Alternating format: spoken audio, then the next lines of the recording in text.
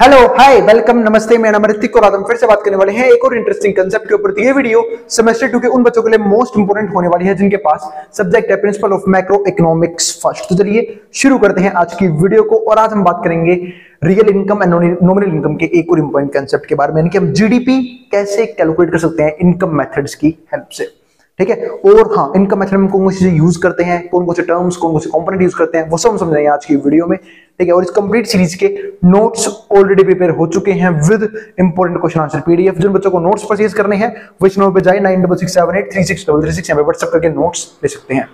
तो हम शुरू करते हैं आज का कंटेंट, और इसके बाद हम मात्र इस चैप्टर के ऊपर एक वीडियो और देखेंगे जो काफी हाईली इंपॉर्टेंट वीडियो है, अगली जीडीपी की लिमिटेशंस, यानी कि जीडीपी कौन कौन से एडवांटेजेस हैं वो हम नेक्स्ट वीडियो में डिस्कस करेंगे इसकी, और वही चैप्टर की आखिरी वीडियो होगी। अब यहां पे समझते हैं measuring GDP the income approach. तो हम जीडीपी की बात करें किससे, इनकम अप्रोच से। तो इनकम अप्रोच जैसे कि हमने सबने देखा था जब मैंने आपको प्रोडक्शन वाला टॉपिक समझाया था कि total production equals to total income equals to total expenditure. हम इस बेस पे जीडीपी कैलकुलेट करते हैं तीनों मेथड से, प्रोडक्शन से भी, एक्सपेंडिचर से भी प्रीवियस वीडियो में करवा चुका हूं, और इनकम से हम इस वीडियो में देख लेंगे, है ना। तो अब यहां पर देखते हैं यहाँ पे, तो income approach involve adding up of all income received bye households, firms in the economy including profits and tax revenue of the government. तो यहां पे हम सारी इनकम ऐड कर लेते हैं, तब जाके हमारा नेशनल इनकम बनता है। अब वो सारी इनकम किस तरीके से सकती है, हाउस होल्ड की इनकम, हाउस होल्ड यानी कि जो कंज्यूमर्स खर्चा करते हैं, फर्म्स की इनकम वो भी निकाल लेते हैं हम यहाँ पे, और जो प्रॉफिट और टैक्स है, tax revenue to the government, जो प्रॉफिट होता है फर्म का वो भी देख लेते हैं यहाँ पे। दूसरा टैक्स रिवेन्यू जो गवर्नमेंट के पास आता है वो भी यहाँ पे देखा जाता है। तो इन सबको जो हम देख लेते हैं ना, तब हमारे पास क्या आता है, यहाँ पे जीडीपी निकल के आता है। तो ये एक तरीका होता है जीडीपी से नेशनल इनकम कैलकुलेट करने का, है ना। ओ सॉरी, मैं वो इनकम मेथड से नेशनल इनकम कैलकुलेट करने का, यानी कि जीडीपी कैलकुलेट करने का। अब समझते हैं इसी कैटेगरीज कौन कौन सी है। कैटेगरीज को अगर हम डिस्कस करेंगे यहाँ पे, तो ये करके डिस्कस करते हैं। तो पहला क्या आता है, कंपनसेशन ऑफ एम्प्लॉइज, यानी कि कैटेगरीज तुमने पहली बात करी थी, कैटेगरी की बात मैंने पहली बार जब करी थी जब हम क्या नाम है, मैं आपको इनकम मेथड समझा रहा था, है ना, जब मैंने आपको इनकम मेथड से नेशनल इनकम कैलकुलेट करना सिखाया था। तो वही सारे कंपोनेंट यहाँ भी यूज होंगे। तो कंपनसेशन ऑफ एम्प्लॉइज, यानी कि एम्प्लॉइज को जो भी कंपनसेशन मिलता है, includes both the wages and salary of the employees, जिसमें उसके वेजेस भी आएंगे, सैलरी भी आएगी। वेजेस किसके होते हैं, जो दिहाड़ी मजदूर होते हैं, जिनको एक दिन के लिए, 2 दिन के लिए काम पे रखा गया होता है। सैलरीज भी मिलती है एम्प्लॉइज को, एक्सक्लूडिंग द सेल्फ एम्प्लॉयड। यहाँ पे हम सेल्फ एम्प्लॉयड को काउंट नहीं करते हैं। और हाँ, एक चीज ध्यान रखना, जो ये इनकम होती है ना, वो इसमें उसको और भी बेनिफिट्स मिलते हैं, जैसे कि मैं आपको समझाऊंगा अभी। एक चीज और डिस्कस करते हैं यहाँ पे। सेल्फ एम्प्लॉयड का मतलब यहाँ पे क्या होता है, ऐसे लोग जिन्होंने खुद के लिए खुद ही काम सोच रखा होता है, मतलब वो खुद ही काम कर रहे होते हैं। सेल्फ एम्प्लॉयड और बिजनेसमैन में बहुत बड़ा फर्क होता है। सेल्फ एम्प्लॉयड का मतलब क्या है कि वो पर्सन जो है वो सारे काम को खुद ही हैंडल कर रहा है, और वो उसका खुद का पर्सनल काम है। ठीक है, वो किसी अंदर जॉब नहीं करता है, वो सेल्फ एम्प्लॉयड। लेकिन बिजनेसमैन जो है ना, वो अपने काम को अलग अलग लोगों को रख के उससे करवाता है। ये फर्क होता है एक बिजनेसमैन में और एक सेल्फ एम्प्लॉयड पीपल में। बिजनेसमैन की पूरी टीम काम कर रही होती है, सेल्फ एम्प्लॉयड ऑलमोस्ट मेरे सारे काम खुद कर रहा होता है। ठीक है, मैं खुद को भी एक सेल्फ एम्प्लॉयड मानता हूं। हाँ, वो अलग बात है कि मेरे एक दो काम जो है वो बाकी जने भी संभाल लेते हैं, ठीक है, पर हूं मैं भी सेल्फ एम्प्लॉयड ही, अगर क्योंकि एक दूसरे से क्या फर्क पड़ता है, उनकी टीम थोड़ा बनाऊंगा मैं। अब यहाँ पे देखो, यहाँ पे तो compensation of employees includes both the wages and salary of employees excluding self employed people. और सेल्फ एम्प्लॉयड में वो भी आता है, जैसे कोई वेंडर है, कोई रेडी लगा रहा है, ठीक है, कोई छोले भटूरे बेच रहा है, कोई समोसे बेच रहा है, कुछ दुकान खोल रखी है, ये सब क्या है, ये सब सेल्फ एम्प्लॉयड ही है। एंड एम्प्लॉय बेनिफिट्स, कुछ एम्प्लॉय बेनिफिट भी मिलते हैं which include payment of health insurance. जैसे हेल्थ इंश्योरेंस के लिए पेमेंट चली जाती है कि भाई इन फ्यूचर अगर कोई दिक्कत आई तो उसके लिए हेल्थ इंश्योरेंस रहेगा, ठीक है। ये खर्चा सारा एम्प्लॉयर करते हैं जनरली, एम्प्लॉयर की मालिक। रिटायरमेंट का बेनिफिट भी मिलता है। आप लोगों ने सुना होगा कि जो है ना, 2 तरीके से सैलरी मिलती है। एक होता है इन कैश, कि कैश दे दिया, आप उसका जो मर्जी यूज करो, वो आपकी मर्जी है। आप कोई से भी गुड्स खरीदो, कोई से भी सर्विसेज बाय करो, वो आपकी मर्जी है। लेकिन एक होता है इन काइंड की फॉर्म में पैसा देना। इन काइंड का मतलब क्या है कि सपोज करो आपको एचआरए दे दिया। एचआरए क्या होता है, हाउस रेंट अलाउंस दे दिया, ठीक है, या फिर आपको ट्रेवल अलाउंसेस दे दिए, ट्रेवल एक्सपेंस दे दिया, ठीक है, या फिर हो सकता है कि आप पीएफ कट रहा है। पीएफ क्या होता है, पीएफ होता है प्रोविडेंट फंड। अब प्रोविडेंट फंड में 2 तरह के कंट्रीब्यूशन होते हैं। एक तो होता है एम्प्लॉयर का, यानी कि मालिक का, मालिक अपना हिस्सा भी देता है, ठीक है, ताकि रिटायरमेंट वो पैसा उसे मिल जाए। और एम्प्लॉय की सैलरी से भी कुछ ना कुछ अमाउंट डिडक्ट होता है, जो एक अमाउंट इकट्ठा होता रहता है, एक जगह इन्वेस्ट होता रहता है, ताकि जब वो रिटायर हो तो उसको किसी पे डिपेंडेंट ना होना पड़े, उसको इतना लमसम अमाउंट मिल जाए कि उसकी जो बाकी बची हुई लाइफ है वो उसकी उस पैसे से कट जाए, उस चीज को लेके, ठीक है, पीएफ कटता है। तो ये सारे तरीके होते हैं इन काइंड की फॉर्म में। इन काइंड की फॉर्म में और भी आते हैं, जैसे कि छुट्टियां हो गई, या फिर ट्रैवल एक्सपेंसेस, कहीं आपको टूर करने जाना है तो उसके लिए ट्रैवल एक्सपेंसेस, तो वो सब भी यहाँ पे आते हैं। वो डिपेंड करता है कि आप कहाँ पे काम कर रहे हो, ठीक है। तो वो कंपनी टू कंपनी डिपेंड करता है कि आपको किस लेवल की फैसिलिटीज आपको प्रोवाइड की जा रही हैं। कुछ प्राइवेट सेक्टर बहुत अच्छी फैसिलिटी प्रोवाइड करते हैं, कुछ प्राइवेट सेक्टर महाकंजूस होते हैं। गवर्नमेंट सेक्टर में तो जनरली ये सारी फैसिलिटीज आराम से मिल जाती हैं। इसके बाद यानी कि गवर्नमेंट सेक्टर में आपका जो फाइनेंशियली फ्यूचर है ना, स्टेबल रहता है, ठीक है, और फिक्स रहता है कि भाई हाँ, अगर आपकी फैमिली में किसी की तबीयत खराब हुई, कोई दिक्कत हुई, तो वो सारी चीजें जो है वो गवर्नमेंट वो खर्चा उठा लेगी वहां पे। दूसरा पॉइंट हमारे पास यहाँ पे क्या आता है, other income includes income of self employed. दूसरी इनकम में क्या आता है, इनकम किसकी, सेल्फ एम्प्लॉयड की। सेल्फ एम्प्लॉयड कौन से लोग होते हैं, जो खुद ही काम करते हैं, अपनी पसंद का काम करते हैं और वहां से इनकम जनरेट करते हैं, वो किसी के अंदर काम नहीं करते। Income that individuals receive from renting their properties, जैसे कि यहाँ पे मान लो किसी ने प्रॉपर्टी रेंट पे दे दी, वहां से पैसा कमा रहा है, वो भी इसके अंदर आएगा। विच इंक्लूड्स रॉयल्टी इनकम और बुक्स एंड म्यूजिक। कई बार लोगों की रॉयल्टी इनकम भी आती है, मैंने इसका एग्जांपल ही समझाया था। रॉयल्टी इनकम का मतलब क्या है कि वो इनकम जो बुक्स और म्यूजिक से आती है। जैसे मैंने आपको एग्जांपल दिया था कि भाई अगर मान लो अलग अलग म्यूजिशियंस हैं, उनके गाने जब अलग अलग प्लेटफॉर्म पर चलते हैं तो वहां से भाई पैसा आता है उनके पास रॉयल्टी का। जैसे कि अगर मान लो आप गाने सुनते हो स्पॉटिफाई ऐप पे, यूट्यूब म्यूजिक पे, इन सब पे एड रन होती है, ठीक है, तो एड रन से वो सब पैसा कमाते हैं, और जितने उनके व्यूज आते हैं उसके हिसाब से उन पर्सन, वो जो म्यूजिशियन है, उनके पास भी क्या जाती है, रॉयल्टी जाती है। तो वो क्या हो जाती है, रॉयल्टी इनकम बन जाती है।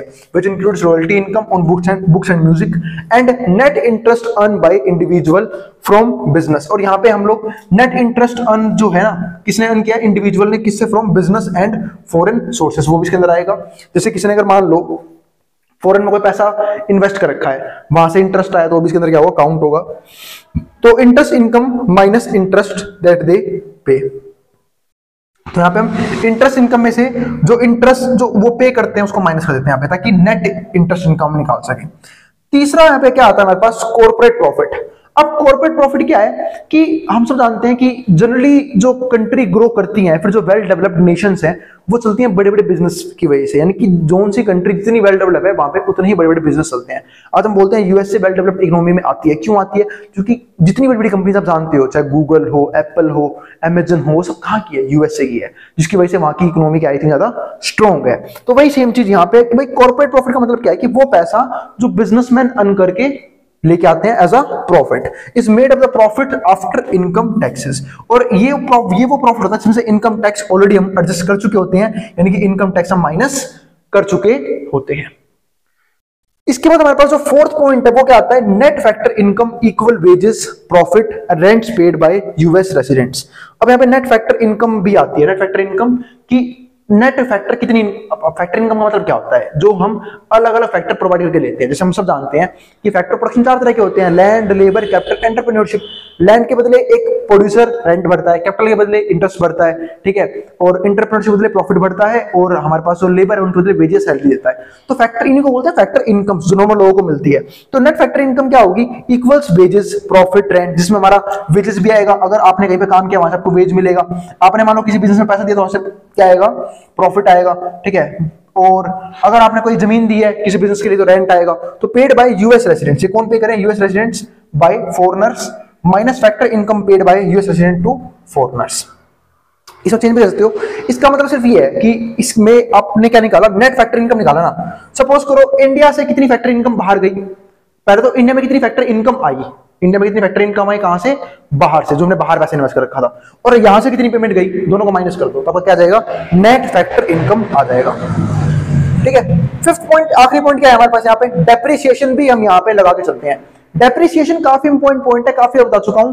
डेप्रिसिएशन का मतलब ही ये होता है कि जब एक बिजनेस के अंदर, ठीक है, हम लोग फिक्स्ड चीजें यूज करते हैं, जैसे प्लांट हो गया, बिल्डिंग, मशीनरी, उन सबकी वैल्यू टाइम के साथ कम होती है, क्योंकि हम उनको यूज करते हैं, वियर एंड टियर की वजह से उनकी वैल्यू जो है वो लगातार कम होती रहती है। तो डेप्रिसिएशन का मतलब क्या है, is the loss of capital from wear and tear और because capital has been scrap. और कई बार ऐसा होता है कि कैपिटल जो है बिल्कुल स्क्रैप हो चुका होता है, बिल्कुल कबाड़ हो चुका होता है, बिकॉज इट इज ऑब्सोलेट।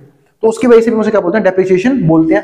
मतलब किसी भी तरीके से फिक्स्ड एसेट की वैल्यू में कमी आना, उसको हम डेप्रिसिएशन ही काउंट करते हैं। सपोज करो किसी पर्सन ने कोई व्हीकल लिया, कोई गाड़ी ली, कोई बाइक ली, तो क्या वो अगर उसे 1-2 साल बाद बेचेगा, क्या शोरूम के प्राइस से बिक जाएगी वो? नहीं, हमें तो उसकी वैल्यू कम मिलती है। क्यों मिलती है? क्योंकि हमने उस चीज को यूज किया है, उसकी वैल्यू में कमी आई है, उसमें कुछ दिक्कतें आई होंगी, कुछ मेंटेनेंस प्रॉब्लम हो सकता है, किसी ने कई बार गिरा दी हो, कई बार ठोक दी हो, तो उन चीजों की वजह से ना क्या होता है, उनकी वैल्यू क्या होती है, गिरती रहती है। फिर अगला पॉइंट क्या आता है हमारे पास यहाँ पे, to obtain the net income of businesses depreciation was subtracted. तो अगर हम यहाँ पे net income of business obtain करना चाहते हैं तो डेप्रिसिएशन को हम सब्ट्रैक्ट करते हैं out in order to compute gross income, ठीक है। और अगर हमें ग्रोस इनकम, देखो नेट इनकम के लिए हम डेप्ट माइनस करते हैं कि नेट इनकम जो है उसमें डेप्ट माइनस कर देते हैं, ठीक है। और ग्रोस इनकम निकालने तो हम डेप्रिसिएशन को क्या कर देते हैं, ऐड कर देते हैं बैक इनटू जीडीपी, तो हम जीडीपी पहुंच जाते हैं। मतलब अगर मैं बात करूं, एक तो होता है ऐसे मान लेते हैं, एक होता है एनडीपी, ठीक है, नेट डोमेस्टिक प्रोडक्ट, ये हो गया जीडीपी। अगर एन से जी पे जाना, मैंने पहले था कि डेप हम क्या कर देते हैं, प्लस कर देते हैं एन से जी पे जाने के लिए, और अगर जी से एन पे जाना हो तो डेप्रिसिएशन को हम माइनस कर देते हैं। अब आता है हमारा यहाँ पे इनकम मेजर्स। भाई बंद कर लेना इसने, भाई ओ पढ़ दूं भाई, बंद कर लेना इसने इनकम मेजर्स। अब आता है हमारा यहाँ पे इनकम मेजर्स के बारे में बात करते हैं। तो इनकम मेजर्स के बारे में डिस्कस करते हैं। तो इनकम मेजर्स क्या होते हैं वो देखते हैं यहाँ पे। तो प्राइवेट डिस्पोजेबल इनकम, अबे प्राइवेट डिस्पोजेबल इनकम क्या है वो देखो। तो यहाँ पे देखो, अब इनकम मेजर्स हैं भाई, एक भाई ये सो गए थे, इनको जगाना पड़ता है, पावर नैप लेते लेते गहरी नींद में सो गए थे, ठीक है। तो उम्मीद है डिस्टर्ब नहीं हुए होगे आप लोग। यहाँ देखो इनकम मेजर्स की बात करते हैं। अब इनकम मेजर्स में क्या है, तो प्राइवेट डिस्पोजेबल इनकम। अब इसमें क्या आता है, private disposable income the amount of income the private sector has available to spend. मतलब ये प्राइवेट डिस्पोजेबल इनकम यानी कि वो इनकम जो एक प्राइवेट सेक्टर खर्च करता है, ठीक है, जिसके मतलब प्राइवेट सेक्टर कितना पैसा है खर्च करने के लिए, is another important income measures that is a determinant of the sub level of private sector spending. तो ये एक ऐसा फैक्टर है जिसके ऊपर जो है डिपेंड रहता है हमारा क्या, प्राइवेट सेक्टर स्पेंडिंग। भाई प्राइवेट सेक्टर के पास जितनी डिस्पोजेबल इनकम होगी उतनी तो खर्च करेगा। तो प्राइवेट डिस्पोजेबल इनकम क्या बन गया यहाँ पे, एक अच्छा फैक्टर बन गया प्राइवेट सेक्टर स्पेंडिंग निकालने का।